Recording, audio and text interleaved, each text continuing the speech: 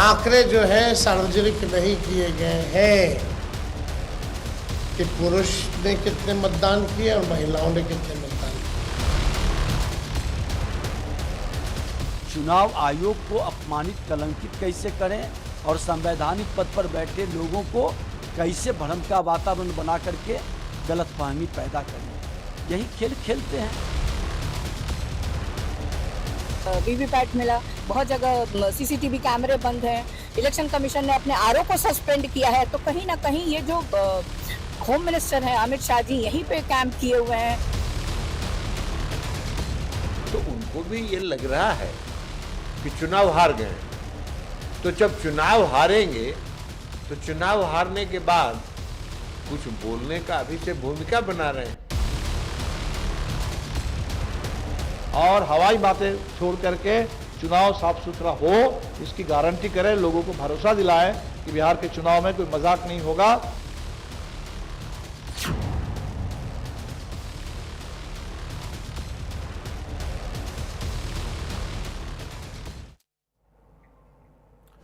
नमस्कार, महासंग्राम में आपका स्वागत है। मैं हूं आपके साथ अतुल प्रताप सिंह। बिहार में कल दूसरे चरण का मतदान होना है। 20 जिलों की 122 सीटों पर वोट डाले जाएंगे, लेकिन इससे पहले महागठबंधन के सीएम उम्मीदवार तेजस्वी यादव ने चुनाव आयोग की मंशा पर फिर से सवाल खड़े कर दिए। पटना में बाकायदा प्रेस कॉन्फ्रेंस करके आरजेडी नेता ने चुनाव आयोग पर गंभीरतम आरोप लगाया कि चुनाव आयोग के अधिकारी गृह मंत्री अमित शाह से मुलाकात कर रहे हैं।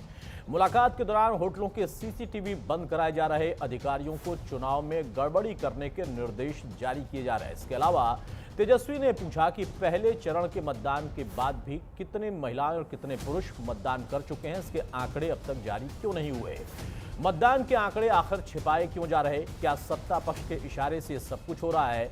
इस पर बीजेपी ने भी पलटवार करने में देरी नहीं की। बीजेपी ने दो टूक कहा कि हार के डर से बौखलाए तेजस्वी बौखलाहट में संवैधानिक संस्थाओं पर सवाल उठा रहे, वोटरों को भ्रमित करने का काम कर रहे। हालांकि वार पलटवार के बीच में सवाल यह है कि चुनाव आयोग पर तेजस्वी ने जो आरोप लगाए उसमें वाकई कितना दम है, क्या कुछ गड़बड़ी हुई है, अगर है तो प्रमाण क्या, या तेजस्वी के दावे सिर्फ हवाई है। आज इस मुद्दे पर हम बहस करेंगे, लेकिन उसके पहले आपको बताते हैं कि इस विस्तृत रिपोर्ट में समझिए कि जो भ्रम की स्थिति अभी तक फैली हुई है वो कितनी बढ़ सकती है, इसकी आशंका एनडीए क्यों जाहिर कर रही है।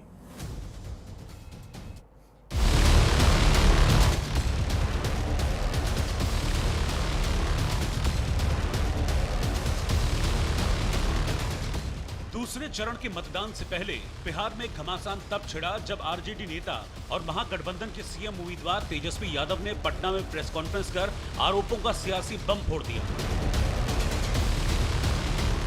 तेजस्वी ने पहले चरण में महिलाओं और पुरुषों के मतदान के आंकड़े जारी नहीं करने पर चुनाव आयोग को सवालों के कटघरे में खड़ा किया। आरजेडी नेता ने मुख्य चुनाव आयुक्त से पूछा कि पहले फेज के महिला और पुरुष मतदाताओं के आंकड़े क्यों नहीं जारी हुए, मतदान के 4 दिन बाद भी आंकड़े सार्वजनिक क्यों नहीं किए गए। तकनीक का जमाना है, फिर भी आंकड़े क्यों छिपाए जा रहे हैं, अधिकारियों पर दबाव क्यों डाला जा रहा है। 4 दिन हो गया, यानी आप समझिए, मान लीजिए 11 को अगर वोटिंग है और 14 को रिजल्ट है, तो आपको 14 तक पता ही नहीं चलेगा कि कितने पुरुष और महिलाओं ने वोटिंग की। This is a joke. कितना टेक्नोलॉजी का जमाना है, एआई का जमाना है। ये बताओ, अमित शाह और मोदी जी के राज में इलेक्शन कमीशन ठप हो गया है। इतना ही नहीं, चुनाव आयोग की निष्पक्षता पर भी तेजस्वी सवाल खड़े कर रहे हैं। आरजेडी नेता ने आरोप लगाया कि चुनाव आयोग के अधिकारी गृह मंत्री से मुलाकात कर रहे हैं। मुलाकात के दौरान होटलों के सीसीटीवी बंद करा दिए जाते हैं। कई बड़े अधिकारियों को बुलाकर निर्देश दिए जा रहे हैं कि कहां डिस्टर्ब करना है, किन लोगों को उठाना है। सीएम हाउस से रेंज अधिकारियों तक आदेश भेजे जा रहे हैं। बिहार चुनाव में ज्यादातर ऑब्जर्वर और अर्धसैनिक बल बीजेपी शासित राज्यों से बुलाए गए हैं। 68% पुलिस ऑब्जर्वर बीजेपी शासित राज्यों से हैं। 208 कंपनियां भी बीजेपी शासित राज्यों से आई हैं। केंद्र मंत्री, गृह मंत्री को कोई काम नहीं है। पटना में लगातार कई दिनों से डेरा बनाए हुए, कई बड़े बड़े अधिकारियों को बुलाया गया है, निर्देश दिए गए हैं, अपने रेंज का देखना है उनको, कहाँ डिस्टर्ब करना है, किन किन व्यक्तियों को चुनाव से पहले उठाना है। इससे पहले आरजेडी ने स्ट्रांग रूम के सीसीटीवी बंद करने के गंभीर आरोप भी लगाए थे। खुले में वीवीपैट पर्ची मिलने पर सवाल उठाए थे। पूरा विवाद समस्तीपुर के सराय रंजन में सड़क किनारे वीवीपैट की पर्चियां फीके मिलने के बाद शुरू हुआ। इसके अलावा हाजीपुर के स्ट्रांग रूम में भी गड़बड़ी के आरोप लगे थे। इन घटनाओं पर कार्रवाई करते हुए प्रशासन ने लापरवाही के मामले में प्राथमिकी दर्ज की और एक सहायक रिटर्निंग अधिकारी को निलंबित कर दिया था। साथ ही चुनाव आयोग ने सफाई भी दी थी। चुनाव आयोग ने बताया था कि समस्तीपुर में जो वीवीपैट की पर्ची मिली थी वो मॉक पोल की थी। इसके अलावा हाजीपुर के स्ट्रांग रूम में गड़बड़ी के आरोपों को सिरे से खारिज कर दिया था। लेकिन चुनाव आयोग के दावे पर तेजस्वी को एतबार नहीं है। तेजस्वी ने एक बार फिर आरोप लगाया कि कई जगहों पर स्ट्रांग रूम के सीसीटीवी बार बार बंद हो रहे हैं। आप लोगों ने तो सराय रंजन या समस्तीपुर का देखा ही होगा कि पर्चियां जो है किस हिसाब से वीवीपैट का फेंका हुआ था। इसमें कई लोग सस्पेंड भी हुए हैं बाद में, जब हम लोगों ने आवाज उठाई तब। लोग डरे हुए हैं, सत्ता में बैठे लोग घबराए हुए हैं। ये सब लक्षण उनके हार का स्पष्ट झलक रहा है। ये व्यक्ति अपने पिता के बरबोले पुत्र हैं, डपोर संखी हैं, झूठ बोलने में माहिर हैं, मास्टर हैं। वातावरण, संवैधानिक पद का अपमान करेंगे, संवैधानिक संस्था का अपमान करेंगे। ये मानसिकता इनका एकदम स्पष्ट कर रहा है कि घबराहट में है। बिहार में आरोपों के चलते तीखे बाण के बीच मंगलवार को दूसरे चरण के लिए वोटिंग होगी। लेकिन सवाल यह है कि मतदान से पहले तेजस्वी ने आरोपों वाले जो बम फोड़े हैं उनमें कितना दम है। चुनाव आयोग पर तेजस्वी ने जो आरोप लगाए हैं उसका आधार क्या है, और सवाल यह भी है कि चुनाव आयोग और बीजेपी पर आरोपों का बाण चलाकर तेजस्वी वोटरों को अपने पाले में खींच पाएंगे। Bureau report, news India. बहरहाल तो आरोप प्रत्यारोप का दौर अभी भी जारी है। एक तरफ जीत का दावा भी है, लेकिन उसी बीच में आशंकाएं भी है। हमारे साथ कुछ खास मेहमानों से मैं आपको तारुफ कराता हूं। चर्चा में आगे बढ़ते हैं। शिवम सिंह प्रवक्ता बीजेपी के हमारे साथ हैं, बहुत स्वागत है शिवम आपका। किशोर कुराड़ है हमारे साथ प्रवक्ता जदयू के, बहुत स्वागत है किशोर आपका। डॉक्टर राहुल यादव है प्रवक्ता कांग्रेस के हमारे साथ, बहुत स्वागत है राहुल जी आपका। रविशंकर रवि है प्रवक्ता आरजेडी के, बहुत स्वागत है रविशंकर आपका। और संजीव कौशिक है राजनीतिक विश्लेषक हमारे साथ, बहुत स्वागत है संजीव जी आपका। सबसे पहले शुरुआत रविशंकर जी आपसे कर रहा हूं। महागठबंधन एक तरफ जीत का दावा भी कर रहा है, उसी बीच में कई तरह के आरोप हैं जो कि आशंकाएं हैं, कुछ प्रमाण नहीं है। कुछ जगहों की घटनाओं को आपके नेता ने कोट जरूर किया, लेकिन ये सिर्फ और सिर्फ एक घटना है, उसको चुनाव आयोग कह रहा है। वो कह रहा है कि उसमें अगर कहीं कोई गलती और खामी थी तो हमने एक्शन भी लिया है। बाकी राजनीतिक आरोप हैं उस पर हम कुछ कह नहीं सकते। नहीं, मुझे लगता है अतुल जी एक मसला इससे गंभीर है। देखिए, एक तो चुनाव आयोग शुरू से ही दिख तो रहे नहीं है ये निष्पक्ष। तो मैं अभी एसआईआर में क्या क्या हुआ उसमें नहीं जाऊंगा। अभी जो हो रहा है उस पे आप स्ट्रांग रूम में सीसीटीवी क्यों बंद होने चाहिए, क्यों उसकी उचित और कड़ी व्यवस्था नहीं होनी चाहिए कि ऐसा ना हो, किसी के मन में संदेह ना आए। एक आध जगह कहीं पे किसी जो है इलेक्ट्रिसिटी चले जाने की वजह से कभी कुछ ऐसा हो तो अलग बात है। कई बूथ से, कई स्ट्रांग रूम से जो है ये रिपोर्ट्स आई हैं। वीवी पैट जो है वो बिखरे पाए गए। खैर उन्होंने स्पष्टीकरण दिया कि वो ट्रायल का था, मॉक का था। अब उससे भी जो गंभीर प्रश्न है, कई जगहों पे ये रिपोर्ट्स आई हैं कि लोगों को प्रशासन के लोग मतदान देने से घुसते वक्त अवरोध पैदा किए, रोके और धमकी भी दिए। तो ये हमें संदेह पैदा करता है। और आखिरी बात, अभी 6 तारीख के मतदान के 4 दिन हो गए और डेटा जो है पुरुष का, महिला का परसेंटेज वाइज, ये अब तो टेक्नोलॉजी में हम लोग इतने आगे आ चुके हैं। पुराने जमाने में अगले दिन दे दिया जाता था, तो अभी 4 दिन में ये डाटा क्यों छुपाया जा रहा है। प्लस जो केंद्रीय सुरक्षा बल है उसका ज्यादा से ज्यादा डिप्लॉयमेंट होना चाहिए था सुरक्षा के दृष्टिकोण से। और भाजपा शासित राज्यों से जो आपने दिखाया भी कि 68% जो टीम है वो भाजपा शासित राज्यों से वो बटालियन आई हैं, और ये संदेह को गहरा करता है, ये हम कहना चाहते हैं। अच्छा, संदेह गहरा करता है आप कहना चाहते हैं, बिल्कुल सही बात है, लेकिन बाकी आरोपों के बीच में जो फोर्सेस पर आप लोगों ने आरोप लगाया है उसका आधार क्या है? मतलब जिन राज्यों में बीजेपी की सरकार है वहां से जो फोर्सेस आई हैं वो आपत्ति में है, या फिर अगर आप ये मानते हैं कि हाँ वहां की फोर्सेस उनके प्रभाव में काम करती हैं, तो जिन राज्यों में बीजेपी की सरकार नहीं है वहां की फोर्सेस उन राज्यों की पॉलिटिकल जो पार्टी है उनके हिसाब से काम करती होंगी। ये दोनों चीजें स्पष्ट हो जाए तब उस पर आगे बढ़े। इसीलिए मैंने अतुल जी इसीलिए कहा कि केंद्रीय सुरक्षा बल को भेजना चाहिए था, और मैं कह रहा हूं कि तमिलनाडु से क्यों नहीं आएगा, वेस्ट बंगाल से क्यों नहीं आएगा, हिमाचल से क्यों नहीं आएगा, आप चुन चुन के वहीं से क्यों मंगवा रहे हैं? और ये इसलिए भी, हरियाणा से एक दिन में 4 ट्रेनें चलती हैं, अलग अलग दिन में अलग अलग जगहों से ट्रेन चल रही है, 1500 लोग एक एक ट्रेन में, उनको टिकट के साथ और कुछ कैश दे के भेजे जा रहे हैं, ये रिपोर्ट्स भी आ रहे हैं। तो आखिर ये सब चीजें क्या है? ये तो निष्पक्षता प्रश्न चिन्ह के दायरे में आएंगी ना चुनाव आयोग की।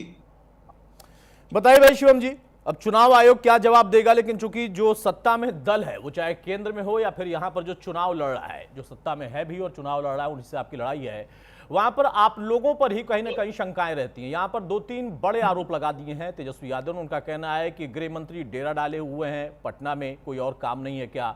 दूसरा कि कुछ घटनाएं हैं जिनसे शंका हो रही। डेटा को लेकर वो कह रहे हैं कि टेक्नोलॉजी में इतना आगे बढ़ गए फिर भी 4 दिन बीतने के बाद भी स्पष्ट नहीं हो पा रहा है, और अब और ज्यादा आशंका इस वजह से हो रही है क्योंकि अधिकारियों को धमकाया भी जा रहा है। अभी इतने गंभीर आरोपों के बीच में महागठबंधन जीत का दावा भी कर रहा है लेकिन आशंकाएं जाहिर भी कर रहा है कोई निवारण इसका? देखिए, सबसे पहले तो ये एनडीए की जीत से पहले इनकी घबराहट है। आप देख लीजिए कि एक तरफ ये जीत का दावा कर रहे हैं, दूसरी तरफ सरेंडर पहले ही कर दिए। इनका पहले से ईवीएम का पहले से मुद्दा उठाते रहे, ईवीएम रिजेक्ट हो गया हर जगह। तेलंगाना में जीतेंगे तो ईवीएम ठीक, कर्नाटका में जीतेंगे तो ईवीएम ठीक, हरियाणा में, महाराष्ट्र में अगर हार जाएंगे तो ईवीएम खराब है। इनका जो रोना है ये बिहार की जनता भी देख ली और बाकी अन्य राज्यों की भी जनता देख ली है कि राजद हो या कांग्रेस हो, ये जनता के बीच नहीं जाएंगे, जनता के बीच अच्छे मुद्दे नहीं उठाएंगे।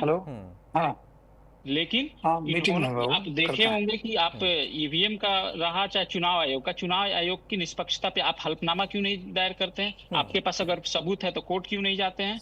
इनका सिर्फ जनता के बीच में भ्रम फैलाना एकमात्र मकसद है। दूसरा, आप देखे होंगे कि तेजस्वी यादव आज प्रेस कॉन्फ्रेंस कर रहे थे, एक तो झूठे वादे इनके रिजेक्ट कर दिए गए। जो 2 करोड़ नौकरी का वादा किए कि हर घर में हम नौकरी देंगे, युवा समझ गया कि कहां से लाएंगे 9 लाख करोड़ रुपया, जबकि 3 लाख करोड़ रुपया लगभग बजट है बिहार का। तो इनका ये फेल हो गया। 30,000 जीविका दीदी को देने का बोले, वो भी फेल हो गया। तो इनके पास कुछ नहीं है। कल इलेक्शन है, 11 तारीख को सेकेंड फेज का वोटिंग है। इसके लिए इन्होंने एक नया अपना प्रयोग लाया जिसे फिर बिहार की जनता रिजेक्ट करेगी। आप चुनाव आयोग लेकिन शिवम जी, अब सवाल ये है ना कि बिहार की जनता किसको रिजेक्ट करेगी, किसको सत्ता में बिठाएगी, ये तो 14 तारीख को तस्वीर साफ हो जाएगी। दावों में किसी की कमी नहीं है, वो चाहे आपके दावे हो उनके दावे हो, कोई कमतर नहीं है, कोई पीछे हटने को तैयार नहीं। और मैं बार बार कहता हूं कि आप लोगों का लोकतांत्रिक अधिकार भी है, आप दावा कर सकते हैं जब तक तस्वीर साफ ना हो जाए। लेकिन उस बीच में जो गंभीर आरोप है उनका क्या? वो कह रहे हैं कि ईवीएम खराब होना तो पुराना मुद्दा हो गया, अब तो वोट चोरी हो रही है, उस ईवीएम से वोट चोरी हो रही है और मीडिया तक वो नहीं छोड़ रहा है। वो कह रहे हैं कि मीडिया भी हमारी खबरें दिखा नहीं रहा है।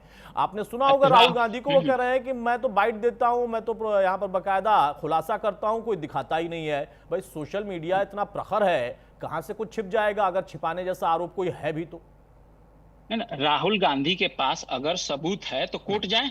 राहुल गांधी राफेल मामले में झूठ बोले थे और माफी मांग कर निकले हैं। राहुल गांधी तो एक देश के अगर झूठे नेताओं में अगर नाम आएगा तो राहुल गांधी का है। राहुल गांधी के पास अगर इतना हाइड्रोजन बम जो करते हैं फ्यूज हो जाता है, बिहार की जनता रिजेक्ट करती है, अभी जाके सफारी घूम रहे हैं, तो बिहार अगर उनके पास प्रूफ है तो जाए कोर्ट में सबूत दें राहुल गांधी। और तेजस्वी यादव जो बोल रहे हैं वीवीपैट का तो आप इलेक्शन कमीशन ने भी बोला मॉक पोल था।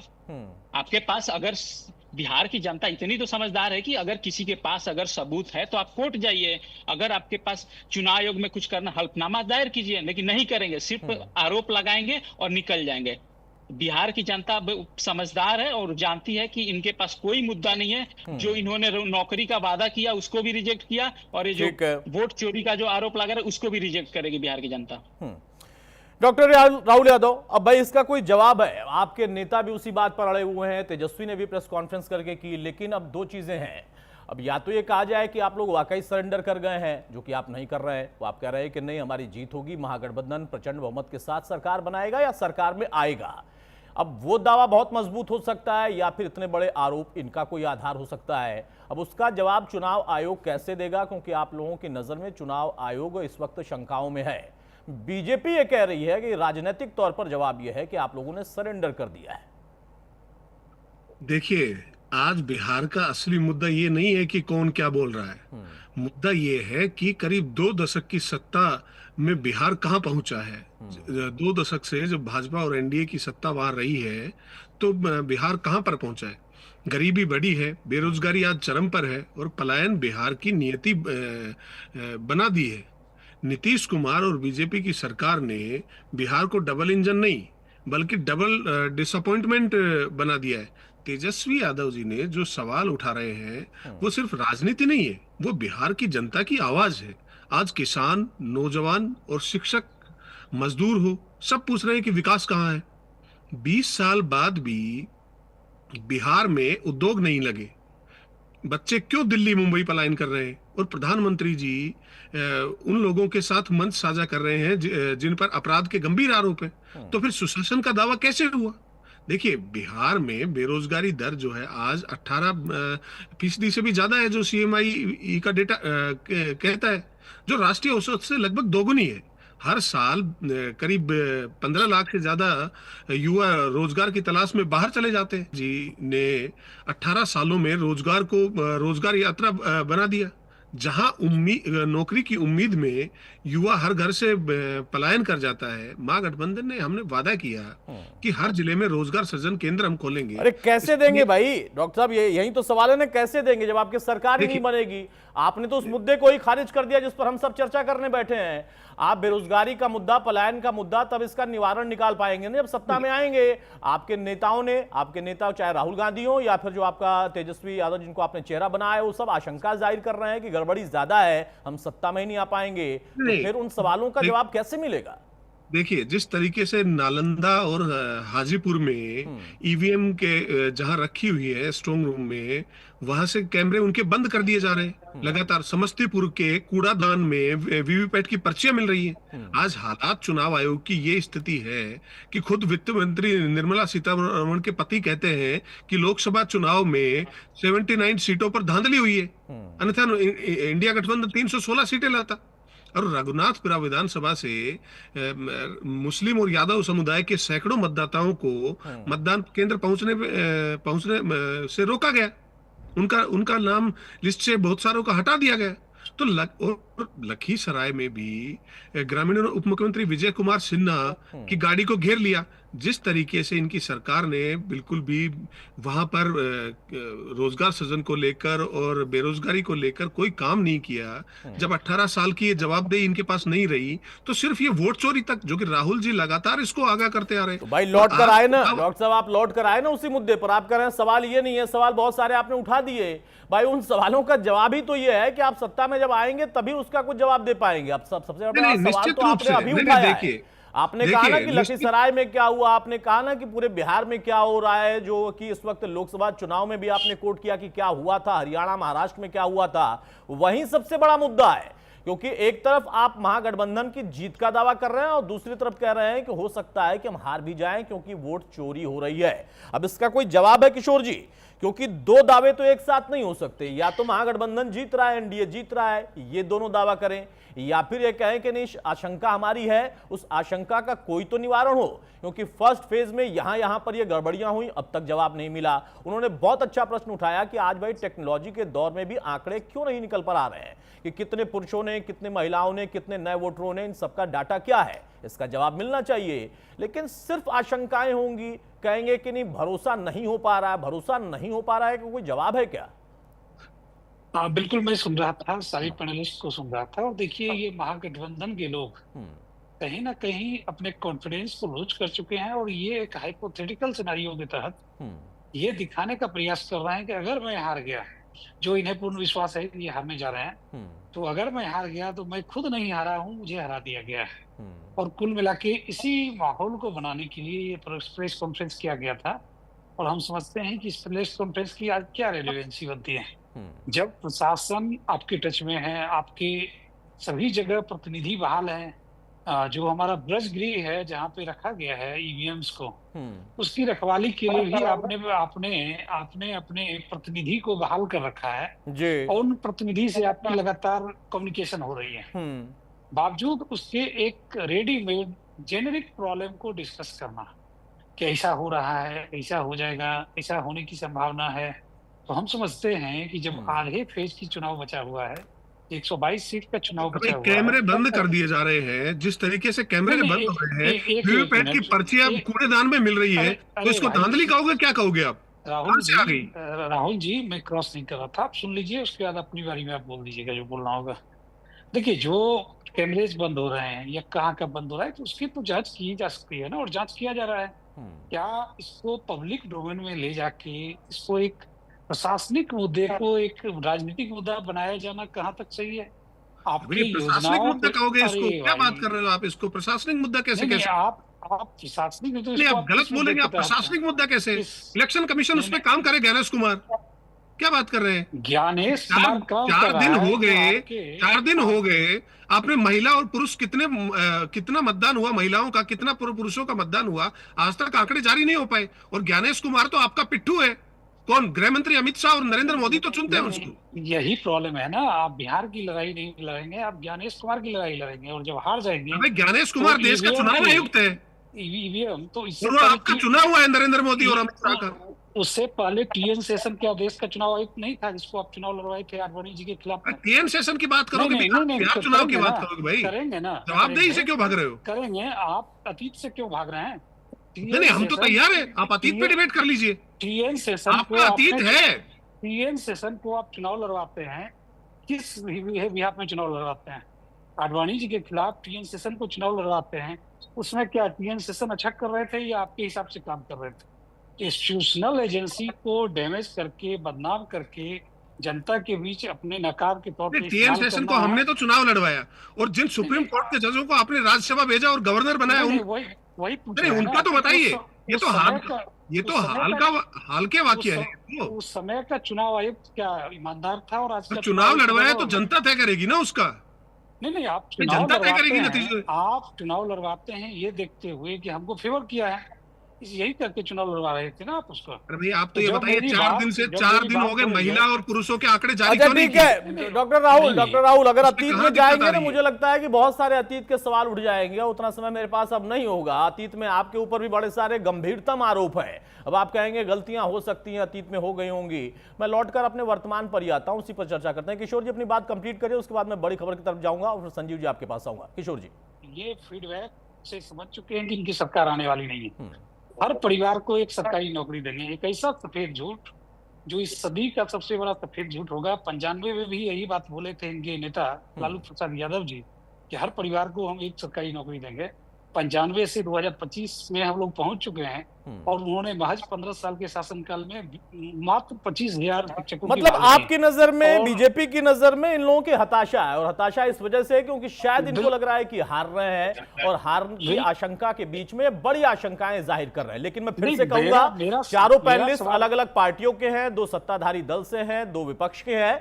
इन सभी को अधिकार है कि ये 14 तारीख तक, जब तक तस्वीर साफ ना हो जाए, दावा कर सकते हैं कि ये जीत रहे हैं। उस दावे से कोई इनको नहीं रोक सकता। बहरहाल किशोर जी, मैं आपको रोक रहा हूं। यहां पर एक बड़ी खबर आ रही है, बीजेपी ने तेजस्वी यादव पर पलटवार किया है। तेजस्वी ने जो आरोप यहां पर लगाए हैं, उन आरोपों पर बीजेपी हमलावर हो गई है। यह तस्वीर भी हम आपको लगे हाथ दिखा रहे हैं। उस बीच में आप देखिए, तमाम नेताओं का प्रचार प्रसार भी चल रहा था, और अब यहां पर पलटवार का दौर शुरू हो गया है। बीजेपी सांसद रविशंकर प्रसाद बोले हैं कि आरजेडी कांग्रेस वाले हारते हैं तो चुनाव आयोग पर ही सवाल उठाते हैं, ये उनका काम रह गया। विपक्ष के लोग चुनाव आयोग को लेकर बहुत हल्के स्तर के आरोप भी लगा रहे हैं, बहुत हल्की बातें भी कर रहे हैं। कौन सी भाषा है? आप कैसे जीते चुनाव? आरजेडी कैसे जीता चुनाव, आंध्र प्रदेश और हिमाचल में कैसे जीते, राहुल गांधी कैसे जीते यूपी में, ये सारे चुनाव तो कराता है चुनाव आयोग ही ना। तो इस तरह की बात कहना, कहते हैं संविधान खतरे में है। मेरा काउंटर आरोप है कि चाहे राहुल गांधी हो या उनके सहयोगी पार्टी हो, ये जब इनके मन की बात नहीं होती है तो क्या चुनाव आयोग, क्या कोर्ट्स, क्या पार्लियामेंट, क्या सीएजी और क्या सीवीसी, ये सब के बारे में हल्की बातें करते हैं। अब संजीव जी, इसका कोई जवाब मिल पा रहा है? कुछ गंभीर आरोप हैं, सवाल है। एक तरफ कहा जा रहा है कि अतीत पर मत जाइए, तो अतीत पर जो हो चुका है, अतीत में हो चुका है, उसी तरह के आरोप इस वक्त वर्तमान में लग रहा है, क्यों ना उसकी चर्चा हो। दूसरी तरफ चुनाव आयोग को लेकर जो गंभीर बातें हैं, कहा जा रहा है कि डेटा नहीं दिया जा रहा है, इसमें कितनी सत्यता है, और अगर सत्यता है तो उसके पीछे कारण क्या है। फिर गृह मंत्री पटना में क्यों रुके हैं, ये भी गंभीर आरोप है। इन आरोपों के बीच में दावे बड़े हैं। अब हम या तो दावों की कुछ बात कर लें या फिर उनके आरोपों की सत्यता समझ लें। गड़बड़ियां हैं कुछ जगहों पर। देखिए, स्पष्टीकरण चुनाव आयोग की तरफ से आया कि हम वहां पर मॉक कर रहे थे, नहीं कर रहे थे, वहां पर वीवीपैट की पर्चियां क्यों है। लेकिन कहीं कैमरे बंद हो जा रहे हैं, कहीं पर धमकाया जा रहा है। एजेंसियां उन राज्यों से आ रही हैं जो कि बीजेपी शासित है। अब ये अगर फोर्सेस पे भी भरोसा नहीं है तो फिर भरोसा किस पर होगा? या वाकई गंभीर आरोप है? देखिए अतुल, राजनीतिक दलों के लोग तो अपने अपने तरीके से इसका विश्लेषण करेंगे और वो आरोप प्रत्यारोप का दौर तो चलता रहेगा। लेकिन ये कहने में हमें कोई गुरेज नहीं है कि भारत के इतिहास में इलेक्शन कमीशन का शाख जो है वो सबसे निचले पैदान पे आज के वक्त में।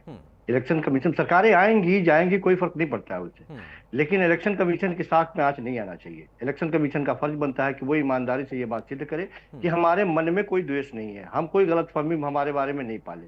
यदि हम पे कोई आरोप लगाया जा रहा है तो हम पक्ष और विपक्ष दोनों को साफ गोई के साथ तस्वीरें एकदम बिल्कुल आईने के सामने जैसे साफ रखेंगे और बताएंगे कि नहीं, हम में कोई दाग नहीं है। लेकिन इलेक्शन कमीशन कर क्या रहे हैं? देश के एलओपी यदि कोई इल्जाम लगा रहे हैं, यदि कोई आरोप लगा रहे हैं, लंबे चौड़े फहरिस्त के साथ पन्ना दर पन्ना लेकर के वो बैठ रहे हैं और प्रेस कॉन्फ्रेंस कर रहे हैं और देश के राष्ट्रीय मीडिया के सामने प्रेस कॉन्फ्रेंस कर रहे हैं, तो इलेक्शन कमीशन उसके बदले में जवाब क्या दे रहा है? होना तो ये चाहिए था कि इलेक्शन कमीशन पन्ना दर पन्ने का जवाब देता और मुंह पर टेप चिपका देता राहुल गांधी के और कहता कि खबरदार दोबारा इस तरह की बातें न करे। लेकिन इलेक्शन कमीशन एक लाइन में कहता कि नहीं, आपके आरोप बेबुनियाद है, हमारी आंखों में सच्चाई देखिए और हम बिल्कुल ईमानदार हैं। ये जवाब नहीं होता है, इससे देश की जनता संतुष्ट नहीं होती है। इलेक्शन कमीशन का फर्ज ये बनता है कि वो बोले कि नहीं, आप लाइए हमारे पास। आप कहते हैं कि आप कोर्ट चले जाइए, अब आप बताइए कि किन किन चीजों के लिए कोर्ट चला जाए आदमी। आप हमारे घर में यदि डकैती होते हुए पुलिस यदि देख रही हो, प्रशासन देख रहा हो और हम कह रहे हो कि मेरे घर में डकैती हो, तो आप कहेंगे कि जब तक लिखित नहीं देंगे तब तक जांच नहीं करेंगे? ये कौन सा तर्क है? इलेक्शन कमीशन का फर्ज, उसकी अपनी एक शाख है ना हिंदुस्तान में। सत्ता, मैंने कहा कि सत्ता आएंगे और जाएंगे, आज बीजेपी की है, कल कांग्रेस का आएगा, और ये जो परंपरा कायम करने की कोशिश की जा रही है ये बेहद खतरनाक है। मैं दूसरी बात कह रहा हूं कि विपक्षी पार्टियां निश्चित तौर पे जिस तरह की भाषा का इस्तेमाल करने की बात कर रही है या हमलावर होने की बात कर रही है, कौन जीत रहा है कौन हार रहा है, निश्चित तौर पे लोग अपने अपने तरीके से अपनी अपनी बात कह रहे हैं।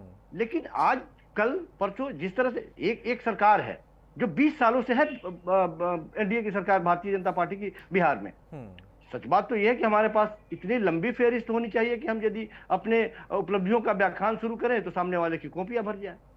लेकिन जब देश के प्रधानमंत्री जाते हों, अन्य स्टेट के मुख्यमंत्री जाते हों और वो कहते हैं कि पंचर करने वाले आके बिहार को पंचर कर देंगे, इस तरह के ध्रुवीकरण का प्रयास किया जाता हो, यदि देश के प्रधानमंत्री ये बात बोलते हो जाकर के वहां कट्टा तमंचा क्या क्या बात कर रहे हो, हम समझते हैं कि बिहार की जनता सरोकारी मुद्दों पे बात करना चाहती है और वो चाहती है कि दोनों पार्टियों से हम ये बात कह रहे हैं कि दोनों पार्टियों से वो चाहती है कि बिहार की जनता जो बाहर जाती है, जो युवा बाहर जाते हैं और लात खा के आते हैं, गालियां खा के आते हैं, आज उस सवाल का जवाब मिलना चाहिए।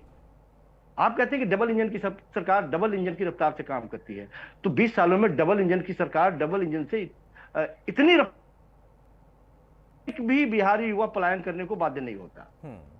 हॉस्पिटल में उस तरह की फैसिलिटी होती है, विश्वविद्यालय उस तरह के बनाए जाते हैं। ठीक है, मैं कह रहा हूं कि आप बताइए कि कोई मेरे सवाल से, ठीक है, हो सकता है कि आपको लगता हो कि एक पक्षीय बात कर रहे हैं, लेकिन आखिर गुजरात के लिए बुलेट ट्रेन और हमारे लिए श्रमजीवी ट्रेन क्यों? कोई जवाब देगा इसका? बिहार में 32 से ज्यादा फैक्ट्रियां होती थी, चीनी मिलें होती थी पिछले 20 साल पहले, 20 सालों के बाद में वो 8 के आसपास में सिमट गई हैं। पलायन न करे रोजगार के लिए तो क्या करे युवा? कोई इस सवाल का जवाब देगा? आपने कितनी फैक्ट्रियां लगा दी, इसका कोई जवाब देगा? नो डाउट 20 साल पहले जो शासन व्यवस्था थी वो अच्छी नहीं थी, बेहतर नहीं थी, उस समय हम शाम में घरों से बाहर निकलने में डरते थे। लेकिन क्या बिजली, पानी, सड़क इतना ही हमारे लिए बुनियादी सवाल है? क्या इससे आगे हम नहीं बढ़ पाएंगे? 20 सालों की उपलब्धि यही होनी चाहिए। 20 सालों में हमारे बच्चे घर में ही रहे। 20 सालों में एक बच्चा जिसने उस कुशासन को नहीं देखा है वो पैदा लिया और 20 साल में वो वोटर बन गया है। आज के वक्त में उसको समझाने का प्रयास करेंगे इससे पहले जंगल राज था, क्या था, वो एक लाइन में बोलेगा कि हमको पता नहीं है। हमको यही पता है कि बेरोजगारी चरम पे है, हमारे लिए बिहार में कोई रोजगार नहीं है, हम पलायन करने को बाध्य हैं, हॉस्पिटल में बेहतर फैसिलिटीज नहीं है, महिलाओं की स्थिति बेहतर नहीं है। ठीक है संजीव जी, बाकी सारी बातें तो जायज हो सकती हैं, लेकिन आपका एक जो उदाहरण है, आप कह रहे हैं कि नहीं गुजरात के लिए बुलेट ट्रेन तो बिहार के लिए क्यों नहीं, क्यों वहां पर श्रमजीवी? अब भाई समय के साथ कहां कैसी उपयोगिता होती है ये भी आपको समझना होगा। इस 20 साल का तो एनडीए को जवाब देना होगा, लेकिन उसके पहले 15 साल का हिसाब क्या था उस पर जवाब कोई मिल नहीं पाता है, और फिर दोनों एक दूसरे में आरोप प्रत्यारोप लगाते हैं। सवाल किसके ऊपर उठता है? सवाल आज एक ऐसी बॉडी पर उठ गया जो कि ना तो एनडीए के साथ हो सकती है और ना ही महागठबंधन। उसका अपना एक काम है, उसका एक अपना दायित्व है। शिवम, अब यहां पर बीजेपी शासन के दौर में चुनाव आयोग सबसे ज्यादा निचले स्तर पर चला गया है, ये आकलन है। बहुत सारे लोग इस पर सवाल खड़े कर रहे हैं। हो सकता है कुछ जवाब आप देते हो, कुछ जवाब जो है महागठबंधन की तरफ से दिए जाते हो कि उनके दौर में भी शायद आरोप लगे होंगे, लेकिन आज चुनाव आयोग वो जवाब नहीं दे पा रहा जो कि सबसे बड़े सवाल बनाए जा रहे हैं। क्या इसकी वजह से आपको नहीं लगता है कि हाँ आप भी गिर रहे हैं, या फिर लोगों के मन में शंकाएं पैदा हो रही हैं और फिर वो सवाल उठेगा कि आप यहाँ पर एक तरफा काम भी करते हो, एक तरफा दावे भी करते हो, दो लोग ऐसे हैं जो कि बांटकर राजनीति कर रहे हैं? देखिए, सबसे पहले तो मैं बताना चाहूंगा चुनाव आयोग एक संवैधानिक संस्था है। इस पे आप देखेंगे कि पहले आप ईवीएम का किए इतने वर्षों जो भी चुनाव हुए उसमें आप देखेंगे ईवीएम के वजह से जीत जाते, ईवीएम के वजह से जीत जाते। अब सोचिए कि ये कितनी बड़े झूठे लोग हैं ये, राजद हो या कांग्रेस हो या जो भी विपक्षी दल। अगर एक सीट पे अगर ये चुनाव जीतते हैं तो सही है, दूसरी जगह अगर हार जाते हैं तो खराब। मतलब इनके ईवीएम का जो पूरे देश की जनता ने देख लिया, इनके झूठ। एक ईवीएम पे कोर्ट में भी गए, कोर्ट से भी रिजेक्ट हो गए। उसके बाद वोट चोरी का तो सिंपल सी बात है, अगर आपके पास प्रूफ है, राहुल गांधी अगर आप एकदम सच्चे ईमानदार अगर नेता हैं, आपके पास प्रूफ है तो आप कोर्ट जाइए। इतना बड़ा बात है कि वोट चोरी करके। सवाल तो ये है ना, ईवीएम पर देखिए कभी आपके भी नेता और देश के बड़े नेता रहे हैं आडवाणी साहब, उन्होंने भी कभी ना कभी सवाल उठाया था। बाद में आप लोग आए, फिर सवाल का जवाब भी मिला और चुनाव आयोग ने उस पर कई चीजें स्पष्ट की। अब ईवीएम पीछे हट गया, अब सीधा वोट चोरी का आरोप है। वो कह रहे हैं कि वोट चोरी हो रही है और जो हम सवाल चुनाव आयोग से पूछते हैं उसका जवाब बीजेपी क्यों दे रही है? भाई बीजेपी राजनीतिक जवाब दे, उसके लिए हम तैयार हैं। चुनाव आयोग ने तो स्पष्ट किया ना कि अगर किसी के पास प्रूफ है, हल्फनामा दायर करे या कोर्ट जाए।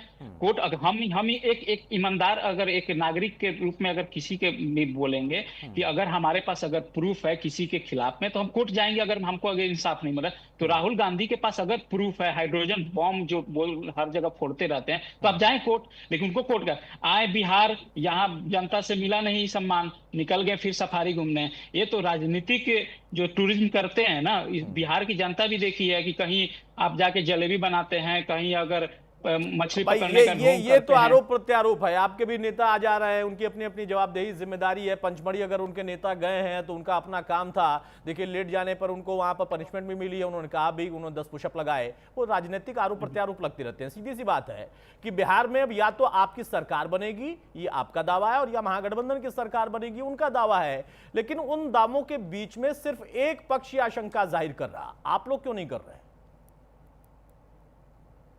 वोट चोरी अगर कोई मुद्दा होता तो बिहार की जनता, आप देखें कि शुरुआत में इन्होंने पूरे बिहार भ्रमण किया, उसके बाद एक कभी भी राहुल गांधी और तेजस्वी एक स्टेज पे आकर नहीं वोट चोरी का कुछ आरोप लगाएं। दोनों समझ गए कि इस बिहार की जनता वोट चोरी से बिल्कुल इनके दावों को खारिज करती है, इसलिए दोनों मुद्दा को हटा के फिर नौकरी का मुद्दा लाए। नौकरी का भी मुद्दा जब हम पूरे बिहार की जनता देखी कि भाई 3,16,000 करोड़ रुपया बजट है और 9 लाख करोड़ से अधिक रुपया लगेगा अगर हर घर में सरकारी नौकरी का, तो ये भी रिजेक्ट हो गया। फिर उसके बाद उन्होंने जीविका दीदी का लाया कि 30,000 देंगे, तो कहां से लेंगे? उनके सारे झूठे वादे, चाहे आप वोट चोरी का जो आरोप है उस पे भी बिहार की जनता ने नकार दिया। मतलब लब्बलू, अब आप ये कह रहे हैं कि हारने से पहले बैकअप प्लान कर रहे हैं कि हारने के बाद हम क्या जवाब देंगे। आप देखेंगे 14 तारीख को एक बड़ी खबर आ रही है, उसके बाद में रविशंकर जी आपके पास आऊंगा। आरजेडी के बाद कांग्रेस ने भी चुनाव आयोग पर फिर से सवाल खड़े कर दिए हैं। हालांकि कांग्रेस कांग्रेस के नेता लगातार सवाल खड़े कर रहे हैं। वोटिंग के कैटेगरी वाइज आंकड़े क्यों नहीं जारी हो रहे? ये तेजस्वी ने सवाल उठाया, कांग्रेस भी यही सवाल पूछ रहे हैं। बिहार में चुनाव आयोग का झूठ उजागर हो चुका है, उजागर हो रहा है। ये कांग्रेस ने एक बार फिर से सवाल खड़ा किया कि आखिर 4 दिन बीतने के बाद भी डेटा सामने करने में दिक्कत क्या आ रही है, क्यों वो छिपाया जा रहा है? उसका कोई वैलिड रीजन हो तो कम से कम वो कारण ही बता दे। आंकड़ा नहीं आया कि कितनी महिलाओं ने वोट दिया, कितने पुरुषों ने वोट दिया। जब तकनीक में हम पिछड़े थे, हमारा देश जब तकनीक में पिछड़ा था, तब रोज शाम को आ जाता था चुनाव के दिन। अब तकनीक में हम बहुत आगे हैं, हम तो डिजिटल इंडिया है। उसके बाद भी 4 दिन के बाद चुनाव आयोग आंकड़े क्यों नहीं दे रहा, ये एक रहस्य है जिस पे पर्दा उठना चाहिए। और हम उम्मीद करते हैं कि आप लोग साथी जो हैं हमारे मीडिया के, वो इससे पर्दा हटाएं। भाई देखिए, कुछ काम चुनाव आयोग का है, वो ना तो बीजेपी का है, ना मीडिया वालों का है और ना ही महागठबंधन वालों का है। लेकिन पवन खेड़ा कह रहे हैं कि वो उम्मीद करते हैं मीडिया वालों से कि इसका भी कोई रहस्य हो तो उजागर किया जाए। भाई रविशंकर जी, इसका कोई है? आपको लगता है कि जब आप या तो आप महागठबंधन की जीत का दावा करिए और बहुत मजबूती के साथ दावा करिए, और या फिर आप कहिए कि हाँ कुछ जगहों पर गड़बड़ियां हैं, हमने शिकायत की है, लेकिन पूरे के पूरे चुनाव पर ही आप, चुनाव प्रक्रिया पर ही अगर आप सवाल खड़े कर रहे हैं तो फिर तो भ्रम होता है। भ्रम दूसरे लोग फैला रहे हैं, ये आरोप आपका होगा, लेकिन आपके आरोपों में भी भ्रम है। या आप दावे ना करें या फिर आप कहें कि नहीं हमारी कुछ शिकायतें हैं, बाकी चुनाव हम सही लड़ रहे हैं, हम जीतेंगे। अतुल जी, बिल्कुल हमारा दावा है, लेकिन हम मजबूती से चुनाव लड़ रहे हैं और हम आशा करते हैं कि परिणाम हमारे पक्ष में आएंगे। इसका ये मतलब नहीं है कि चुनाव आयोग की निष्पक्षता और अनियमितताएं जो हो रही है, इरेगुलरिटी जो हो रही है, जो हमारे देखने को मिल रहा है, हम उस पर कुछ ना बोलें।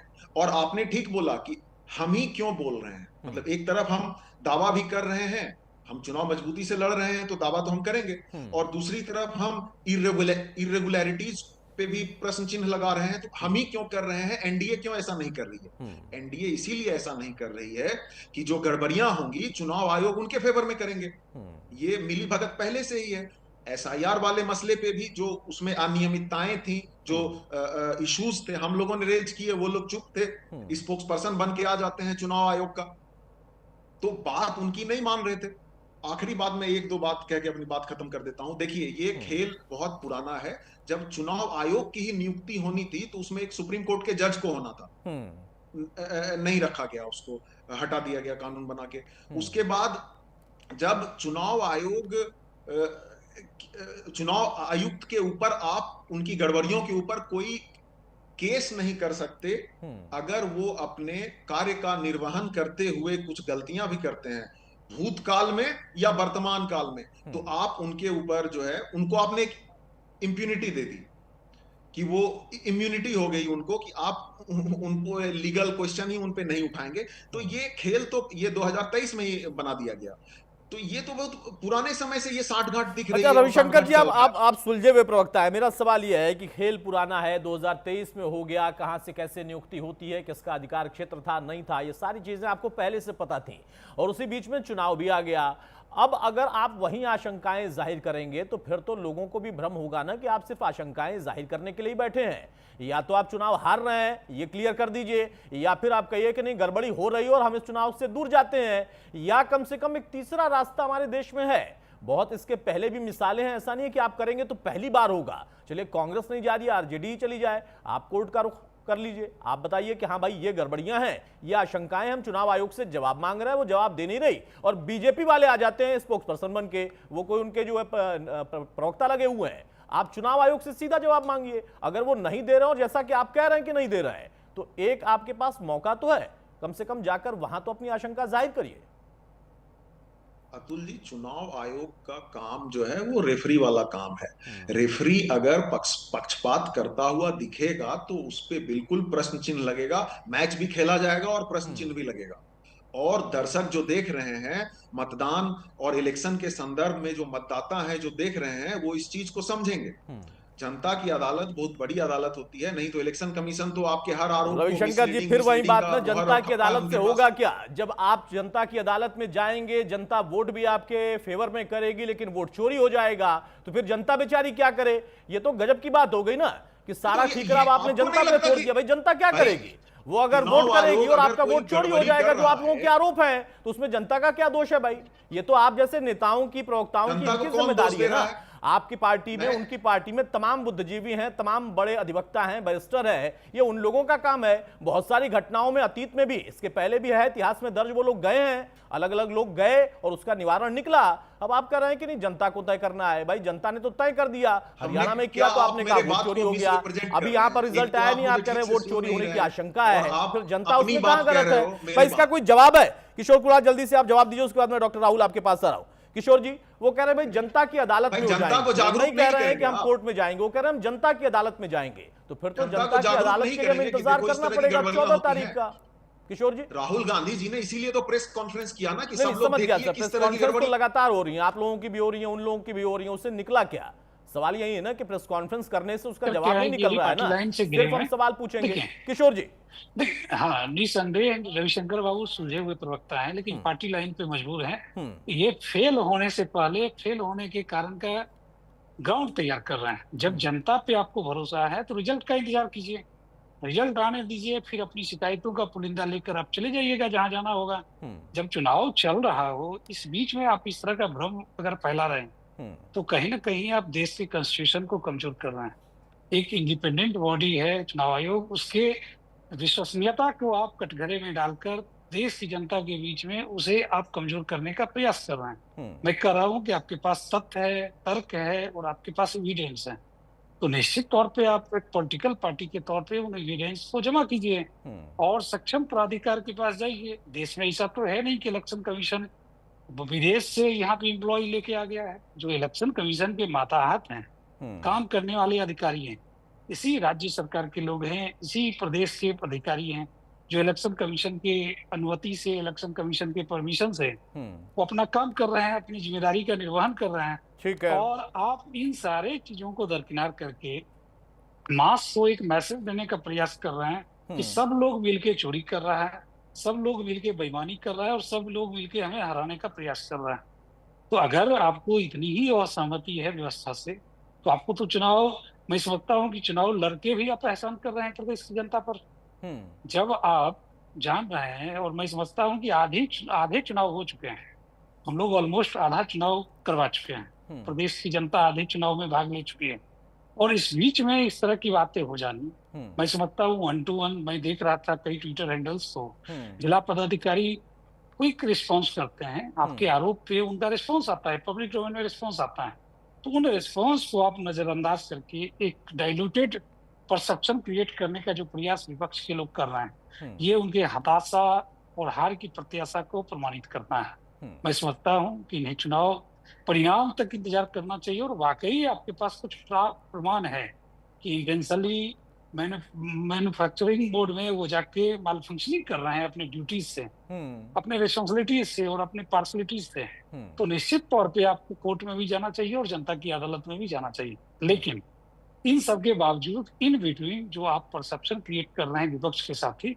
वो कहीं ना कहीं इनके समर्थकों को भी निराश करेगा, इनके समर्थकों के उत्साह को कमजोर करेगा, और ये मान बैठेंगे कि हम चुनाव हार रहे हैं। मैं कहता हूँ कि आप अपने विजन पे बात करिए, आप बताइए कि आप 3.5 करोड़ लोगों को रोजगार कैसे देंगे, 2 करोड़ 75 लाख लोगों को सरकारी नौकरी कैसे देंगे।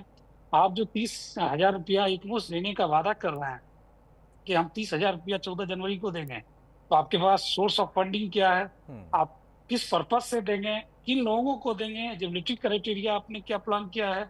आप कहते हैं कि भाई हम चुनाव योजना शुरू कर रहे हैं, ठीक है, और ट्विटर पे योजना शुरू हो रहा है। मैं आज देख रहा था आरजेडी के एक बहुत महत्वपूर्ण व्यक्ति के ट्वीट को कि जैसे ही मेरी सरकार आएगी, पैक्स के रिप्रेजेंटेटिव को हम जनप्रतिनिधि का दर्जा देंगे। तो आप संकल्प पत्र ऑलरेडी ला चुके हैं, आप उस संकल्प पत्र की बात नहीं कर रहे हैं, हर दिन एक नया एपिसोड डेली सॉफ्ट की तरह क्रिएट कर रहे हैं। ये बताता है कि आपको फीडबैक से एहसास हो चुका है कि जनता आपको नकार चुकी है। ठीक है डॉक्टर राहुल, भाई फीडबैक से आप लोगों का एहसास हो गया, इसलिए आप लोग पहले से ही फीड कर रहे हैं कि हो सकता है हम चुनाव हार जाए। ये मान रही है इस वक्त एनडीए का मानना है कि अगर आप आरोप लगाने के बाद भी जवाब नहीं ले पा रहे हैं, चुनाव आयोग आपको संतुष्ट नहीं कर पा रहा है, तो कम से कम जनता की अदालत के साथ आप अदालत भी तो जाइए, ताकि लगे तो कि हां आपने भरपूर कोशिश की। और इसके प्रमाण हैं, ऐसा नहीं है कि पहली बार होगा, मैं फिर से दोहरा रहा हूं, इसके पहले भी हुआ है। अगर चुनाव आयोग की तरफ से, एजेंसियों की तरफ से सही जवाब नहीं मिला, उसका रिजल्ट कुछ और रहा, तो लोग कोर्ट गए हैं और वहां से उनको उसका जवाब भी मिला है और बहुत सारी चीजें बदली भी हैं। देखिए अतुल जी, मुझे भाजपा के प्रवक्ता और विपक्षी दलों के प्रवक्ताओं से एक बात को लेकर आपत्ति है, और एक बात से आपके एक वक्तव्य से भी मुझे आपत्ति है। भाजपा के और विपक्षी दलों के प्रवक्ता ने कहा कि कोर्ट क्यों नहीं जाते। सबसे बड़ा सवाल यही बार बार निकल कर आया है। कम से कम आपने ये तो मान लिया कि इन संवैधानिक संस्थाओं को आपने इतना पंगु बना दिया कि इन पर विश्वास मत करिए। अरे भाई रुकिए, कर रहे हैं ना आप, अतुल जी मान लीजिए। नहीं, आप ऐसे बार-बार आप जब जेडीयू के प्रवक्ता और भाजपा के प्रवक्ता बोल ये रहे थे, आप बीच में इंटरप्ट नहीं कर रहे थे। मैंने किसी के बीच में नहीं बोला और मैं आपके बीच में भी नहीं बोलूंगा, लेकिन आप ये कहेंगे कि मैंने ये मान लिया या बाकी लोगों ने मान लिया, तो ये आपका मानना है ना, ये तो आपके नेता चाह रहे हैं। वहीं तो बार बार वो मीडिया से कह रहे हैं कि आप लोग मान लीजिए। मैं कह रहा हूं क्यों आप मीडिया पर भरोसा कर रहे हैं, क्यों आप किसी विपक्षी दल पर, किसी जो कि सत्ता में बैठे हैं उनके ऊपर भरोसा कर रहे हैं। आप कहिए, और इसके पहले भी हुआ है, मैं फिर से तीसरी चौथी बार कोट कर रहा हूं। अगर आपको लगता है कि नहीं, आपके बार बार कहने पर भी कोई नहीं मान रहा, वो जवाब नहीं दे रहा, तो आपके पास इसी देश में संविधान के तहत एक बढ़िया ऑप्शन है अदालत का। आप जाइए, कहिए कि भाई सब कुछ हमने कर लिया, लेकिन लोग नहीं मान रहे क्योंकि किसी का दबाव है। वो मीडिया पर भी दबाव होगा, हो सकता है आपके हिसाब से, वो हो सकता है एजेंसियों पर दबाव होगा, हो सकता है विपक्षी दलों पर भी दबाव होगा। आप उन पर भी शक जाहिर कर सकते हैं, आपका अधिकार है। राहुल भाई। अतुल जी, अगर आप ऐसे बोलेंगे सर तो बोलिए। हाँ, मैंने सवाल पूछ अगर लिया। मैं इंटरप्ट, आप लगातार अभी राजद के प्रवक्ता बोल रहे थे, तो भी आपके ये नहीं कहा ना कि मैं बाध्य हूं या वो बाध्य है। ठीक है, अब आप मुझे इंटरप्ट ना करें, मुझे अपनी बात रखने दीजिए। बोलिए। मैं आपके हिसाब से बात नहीं रखूंगा। नहीं तो मैं भी आपके हिसाब से सवाल नहीं पूछूंगा ना सर। नहीं, तो आप बीच में इंटरप्ट भी नहीं करेंगे। फिर आप करने का तो अधिकार है। अगर आपको ऐसे ही चिल्लाना है, नहीं, आप ये नहीं कह सकते कि मैं मान लूं आपकी बात। बीजेपी ये नहीं कह सकती कि मैं उनकी बात मान लूं। प्रवचन दिए जा रहे हैं। नहीं, प्रवचन आप दे रहे होंगे, मैं प्रवचन नहीं देता, मैं सवाल पूछ रहा हूँ। तकलीफ हुई है, तकलीफ आपको हो गई लग रहा है। तो सुनिए आप मेरी बात। अरे सुनाइए अपनी बात, लेकिन सुनाइए बात। जिस तरीके से इन्होंने बार बार यही कहा कि आप कोर्ट क्यों नहीं जा रहे। अरे भाई, आपने ये तो मान लिया कि इन संवैधानिक संस्थाओं को आपने इतना पंगु बना दिया कि इन पर तो विपक्षी दलों का और देश की जनता का विश्वास नहीं रहा। कम से कम आपके इस बोलने से ये तो आपने मान लिया हमने। ये आपका दूसरा, मानना है। आपने कहा अरे भाई आप सुन लीजिए यार, ऐसे नहीं होता। डिबेट का स्तर मत गिराइए। मैं बच रहा हूं कि हल्केपन, डिबेट में कोई हल्कापन ना है, इसलिए डिबेट की गरिमा मैं भी रखना चाह रहा हूं। मैं आपको मजबूत सवाल दे रहा हूं। मैं दूसरा, आपने कहा नहीं, आपने कहा कि चुनावी प्रक्रिया से विपक्षी दल अपने आप को दूर कर ले। जब ऑपरेशन सिंदूर हुआ, ऑपरेशन सिंदूर के तत्काल बाद जब पाकिस्तान के साथ क्रिकेट मैच खेला जा रहा था, तो इस देश की एकजुटता से एक आवाज थी कि क्रिकेट मैच पाकिस्तान की टीम के साथ नहीं होना चाहिए। लेकिन डॉक्टर साहब, इस पर रोकूंगा ना तो आपको शायद बुरा लगेगा, मैं रोकूंगा नहीं। चलिए आप कंटिन्यू कर लीजिए, पर इस पॉइंट को नोट कर लीजिएगा। आप रोकते भी जा रहे हैं और लगातार इंटरप्ट करते जा रहे हैं, आप इससे फ्लो खराब होता है। अच्छा बोलिए। आप समझिए बात को, डिबेट का स्तर मत गिराइए। ये इस तरीके की हल्के, मुझे नहीं पता था कि आपका इतना हल्के स्तर के एंकर हैं आप। अरे अब आप एंकरिंग का सर्टिफिकेट भी आप दे दीजिए। नहीं, आप इस तरीके कांग्रेस ही दे रही है क्या? बोलिए, आप मेरी बात हो गई क्या? नहीं, हो गई आपकी बात मतलब आप बोल रहे हैं कि देने वाले प्रवक्ता हो गए। नहीं रखनी तो प्रवक्ता मुझे सर्टिफिकेट देंगे कि मैं कितना भारी एंकर हूं, कितना हल्का एंकर हूं। अगर आप इतने मजबूत प्रवक्ता होते ना, तो इतना बड़ा मुद्दा, गंभीर मुद्दा था, उसको आप छोड़कर आप चले गए जो है कि पाकिस्तान और इंडिया का क्रिकेट हुआ कि नहीं हुआ। ये आप प्रवक्ता कितने मजबूत है और कितना बढ़िया स्तर है आपका, मैं उस पर टिप्पणी आपका स्तर है। मुझे अपनी बात रखने दीजिए। उसी बात पर आ जाइए। मेरा सवाल सिर्फ इतना है कि इस देश में पहले भी इतिहास रहा है, एक प्रधानमंत्री, उन पर गंभीर आरोप लगा, वो क्या टेन्योर था बताने की जरूरत नहीं है।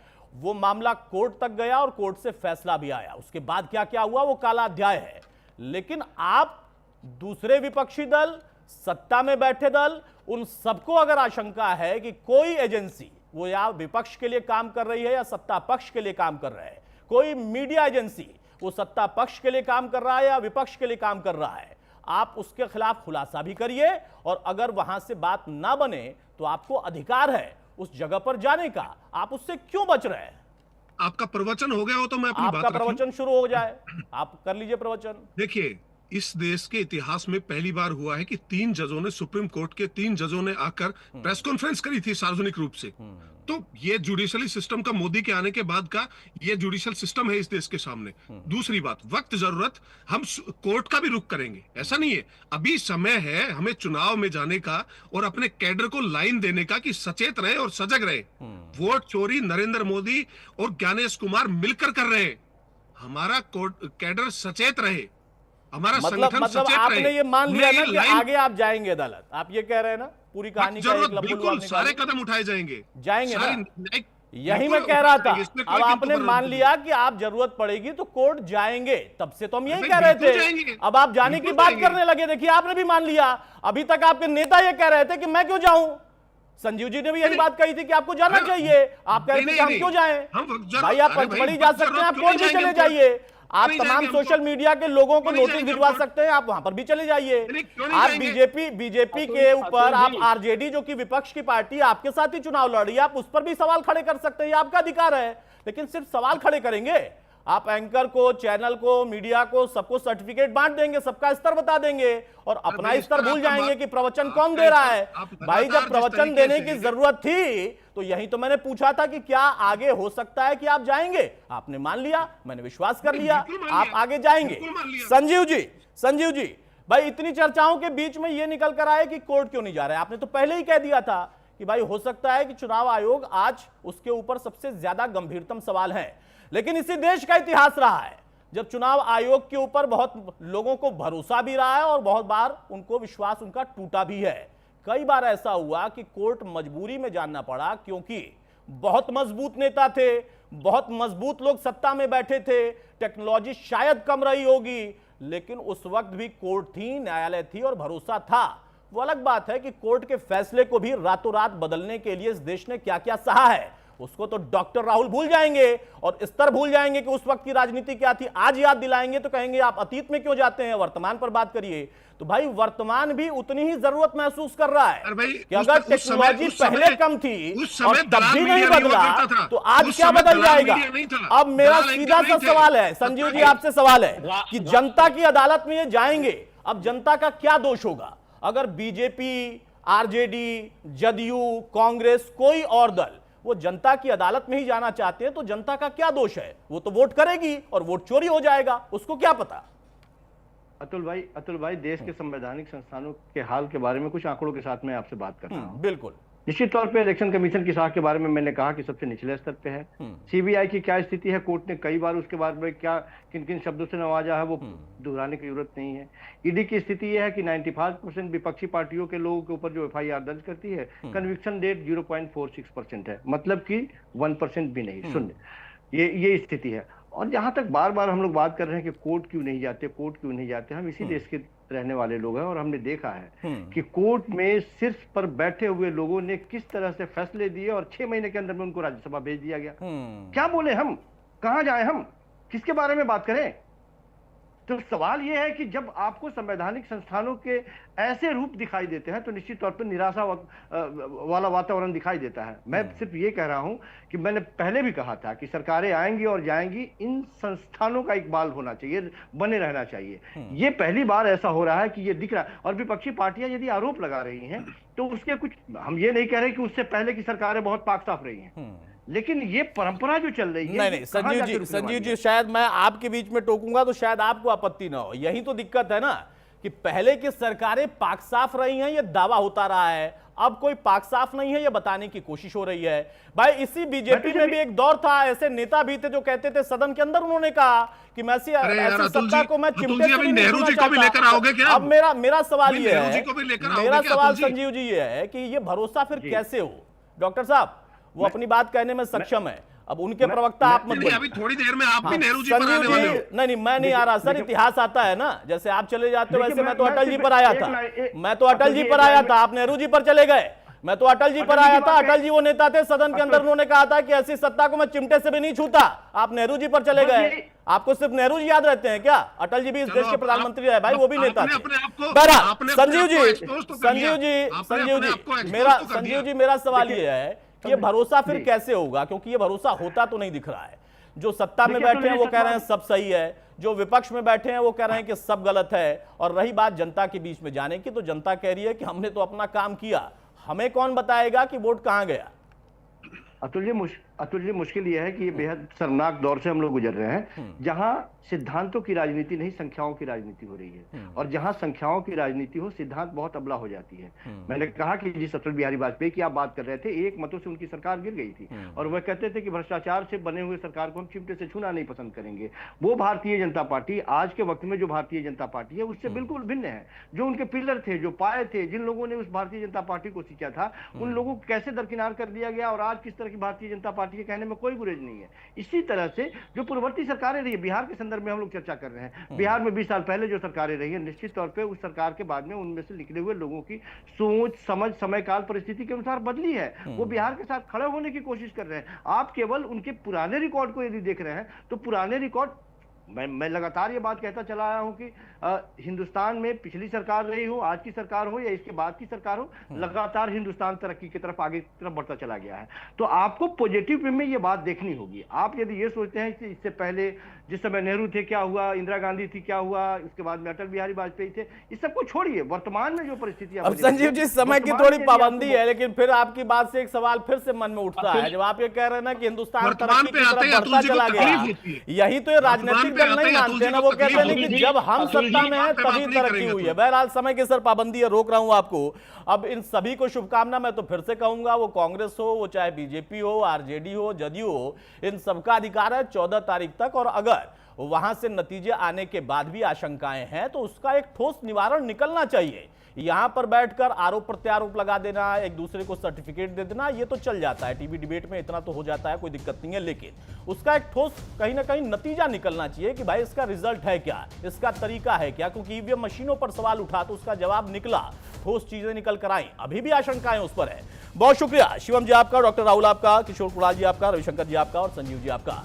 तो सवाल इसी बात का है कि भरोसा हो तो हो कैसे, क्योंकि एक तरफ आरोप है और दूसरी तरफ उसका जवाब है। लेकिन जवाब जहां से आना है वो वहां से संतुष्ट करने वाला नहीं आ पा रहा। ये एक नया आरोप है, अब जनता को तय करना है कि कौन कितना संतुष्ट हो पाएगा, क्योंकि उसने तो यहां पर बम्पर वोटिंग भी की है, वो रिकॉर्ड भी तोड़ दिया है।